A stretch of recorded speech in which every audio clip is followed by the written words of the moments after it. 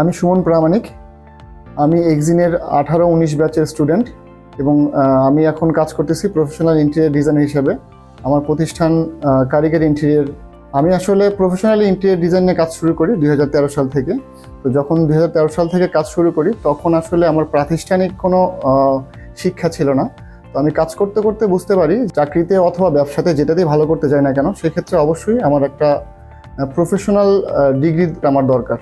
তো সেইটার প্রেক্ষাপটেই আমি আসলে সার্চ করতে থাকি যে কোথায় থেকে আমি আসলে এই ডিগ্রিটা নিতে পারি।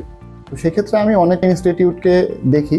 তো দেখার পরে আমার কাছে এক্সিনের যে কারিকুলাম আছে সেটা এবং ফ্যাকাল্টি আছে সব কিছু ভালো লাগে। যেহেতু আমি আগে থেকে দেখতেছিলাম যে আমি ল্যাকিংসগুলো বুঝতে পারতেছিলাম, তো সেক্ষেত্রে আমি দেখলাম যে এক্সিন আমাকে এই ধরনের যে ল্যাকগুলো, আমি যে জিনিসগুলো চাচ্ছি সেই জিনিসগুলো এক্সিন থেকে অথবা এক্সিনের কারিকুলাম থেকে আমি পাবো। তখনই আমি আসলে ডিসিশন নিই যে আমি এক্সিন থেকে পড়াশোনাটা করব। এক্সিন বাংলাদেশের প্রথম ইনস্টিটিউট যারা 1996 সাল থেকে ইন্টেরিয়র ডিজাইনের উপরে ট্রেনিং দিয়ে আসতেছে। এবং আমার কাছে আরেকটা বিষয় যেটা ভালো লাগছে, টপ লেভেলের কিছু কোম্পানি আছে যারা এক্সিন থেকে পড়াশোনা করছেন। ঠিক তখনই আমার মনের মধ্যে একটা ড্রিম তৈরি হয় যে আমিও এক্সিন থেকে পড়াশোনা করব এবং বাংলাদেশের টপ লেভেল একজন ইন্টেরিয়র ডিজাইনার হব।